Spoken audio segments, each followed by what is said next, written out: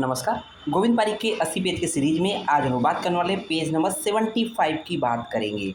तो 75 पेज में सबसे ऊपर क्या दिया हुआ है, तो यहाँ पर अग्र प्रकरण की बात चल रही है। तो यहाँ से लेकर यहाँ तक कुछ अग्र प्रकरण से रिलेटेड चीज़ें हैं, उसको देख लेंगे, क्योंकि अग्र प्रकरण बहुत ज़्यादा मैटर है चरक सूत्र 25 में, ठीक है ना। तो उसी का कुछ पार्ट है, देखेंगे यहाँ पर समघृत सत्तु प्रास अभ्यासो क्या है, वृक्ष उदावर्त हरणाम। तो आप लोग देखा होगा, सम मतलब बराबर मात्रा में घृत और सत्तू को मिलाकर उसको मतलब चाटना। प्रास मतलब होता है जैसे चौनप्रास, प्रास मतलब चाटना। इसको क्या बोलेंगे, वृक्ष होगा, मतलब कि वृक्ष शक्ति बढ़ाएगा। और उदावर्त हरणाम बोला गया है। उसको देखेंगे वेग संधारण, वेग को धारण करना क्या कराएगा, अनारोग्य करणाम। अगर किसी भी मलमूत्र के वेगों को, किसी भी वेगों को अगर धारण करेंगे, रोकेंगे, तो क्या होगा, अनारोग्यकरण हो जाएगा, विभिन्न प्रकार की व्याधियां शरीर में पनप जाएगी।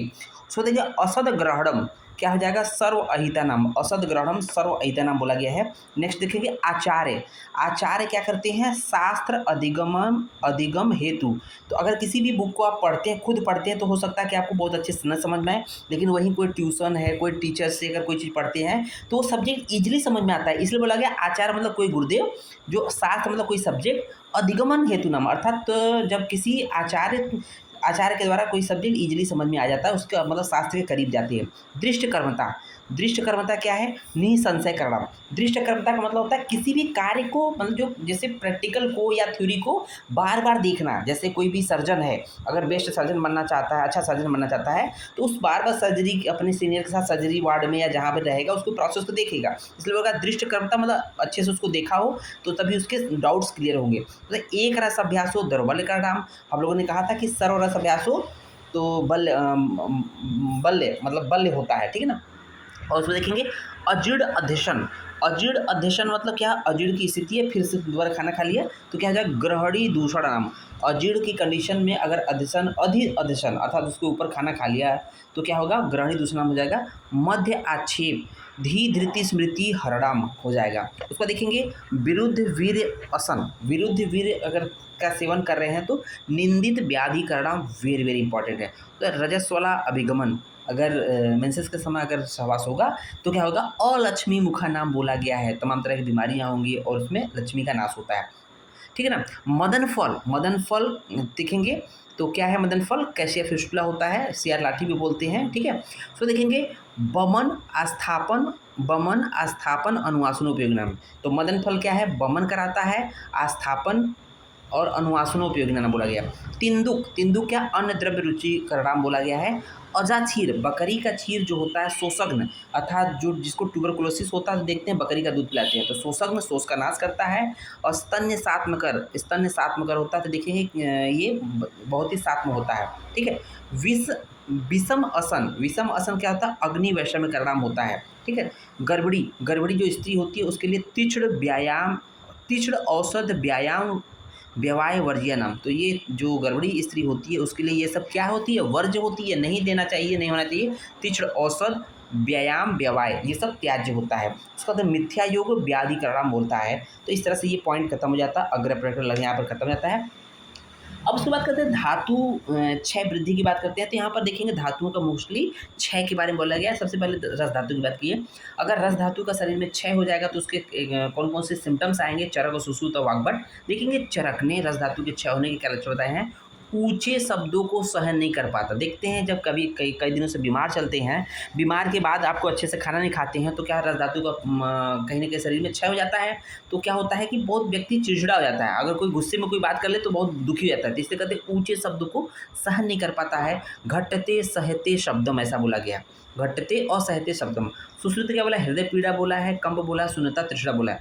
रक्तक्षय की बात करते हैं तो स्फुटित म्लान व रुक्ष त्वचा। तो अगर रक्तक्षय हो जाएगा तो सबसे पहले त्वचा पर प्रभावित होगा। त्वचा क्या हो जाएगा, स्फुटित अर्थात त्वचा चिड़चिड़ी फट जाएगी, म्लान अर्थात गंदी रहेगी, है ना, और रुक्ष रहेगी, ड्राइनेस रहेगा। सुश्रुत ने क्या बोला है कि त्वक पारुष्य, त्वचा में परुषता अर्थात कठोरता आ जाएगी।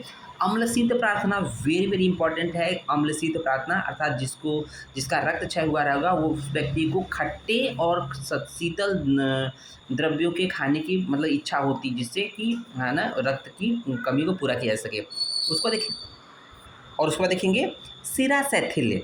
तो रक्त का जब क्षय होगा तो जो ब्लड वेसल्स हैं, सिराएँ हैं, उसमें ऑलरेडी रक्त कम हो जाएगा तो सिरा में शिथिलता आ जाएगी, लूज हो जाएंगी, ठीक है ना। उसको देखिए मांस क्षय की बात करते हैं। चरक ने क्या बोला है, स्फिक उदर ग्रीवा शुष्कता। स्फिक अच्छा बटक रीजन, उदर तो जान ही रहे हैं एब्डोमिनल रीजन, ग्रीवा में शुष्कता आ जाएगी। तो 3 चीज़ें बताएगी, यहाँ पर शुष्कता आ जाएगी, स्फिक उदर ग्रीवा शुष्कता, क्योंकि यहाँ पर मुख्य रूप से मांस या फैट का डिपोजिशन होता है। सुश्रुत ने क्या बोला है, स्फिक उदर ग्रीवा शुष्कता के अलावा धमनी शैथिल्य बोला है, वेरी वेरी इंपॉर्टेंट है। तो धमनी शैथिल्य देखेंगे मांस क्षय में है, तो कैसे याद रखेंगे, मांस में धसी, मांस क्षय में ध फार धमनी, सी फार शिथिलता, मांस में धसी, ध फार धमनी, सी फार शिथिलता, तो धमनी शैथिल्य मांस क्षय में जाएगा। जबकि सीरा शैथिल्य किस में था, रक्त क्षय में। तो ध्यान दीजिएगा, मांस में धसी याद रखेंगे तो मांस क्षय में धमनी शैथिल्य आता है, जबकि सीरा शैथिल्य रक्त क्षय में आता है, याद रहेगा। मेद क्षय की बात करते हैं तो चरक में क्या बोला, संधि स्फुटन, संधियों में स्फुटन हो जाएगा, ग्लानि हो जाएगा, तनुत्वम च उदरस्य, जो उदर होगा, उदर मतलब एब्डोमिनल रीजन पतला हो जाएगा। तो मेद, क्योंकि क्या होता है कि जो ओमेंटम होता है मेद का ही तो पूरा एक तरह से बैग होता है, ओमेंटम में ही फैट डिपोजिशन होता है। अगर वो क्षय हो रहा है मेद का तो स्वाभाविक सी बात है कि ओमेंटम पतला हो जाएगा, ठीक है ना। तो देखिए सुश्रुत क्या बोला, प्लीहा वृद्धि होगी, है ना, स्प्लीनोमेगेली होगी, संधि शून्यता होगी और मेदुर्मांस प्रार्थना। तो संधि शून्यता मेदु क्षय में है तो कैसे लगेगा, संसु का मेद, संसु, सं फॉर संधि, सु फॉर शून्यता, संधि शून्यता मतलब संसु का मेद, तो मेद क्षय में संसु, है ना, संधि शून्यता हो जाएगी। उसको देखेंगे मेदुर मांस प्रार्थना, मेद और मांस की प्रार्थना अच्छे से खाने की इच्छा रहेगी। वाग्भट ने क्या बोला है, प्लीहा वृद्धि स्प्लीनोमेगाली के साथ साथ कटी शून्यता बोला है। नेक्स्ट देखेंगे अस्थि क्षय, अस्थि क्षय में देखेंगे तो चरक ने क्या बोला है, केस लोम नख का पतन, केस भाई अस्थि क्षय हो रहा है तो केस, ये सब अस्थि से रिलेटेड है, उपधातु है। केस लोम नख पतन, उनका पतन हो जाएगा, गिर जाएंगे, और संधि शैथिल्य हो जाएगा, ठीक है ना, संधि शैथिल्य इसमें देखेंगे।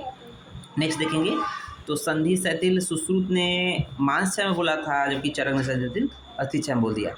उसी में देखेंगे सुश्रुत ने बोला अस्थिशूल, तो अस्थि क्षय होगा तो सुश्रुत बोला अस्थिशूल होगा, अस्थि शूल होगा, और दंत नख भंग, दंत और नख फट जाएंगे, भंग मतलब फट जाएंगे।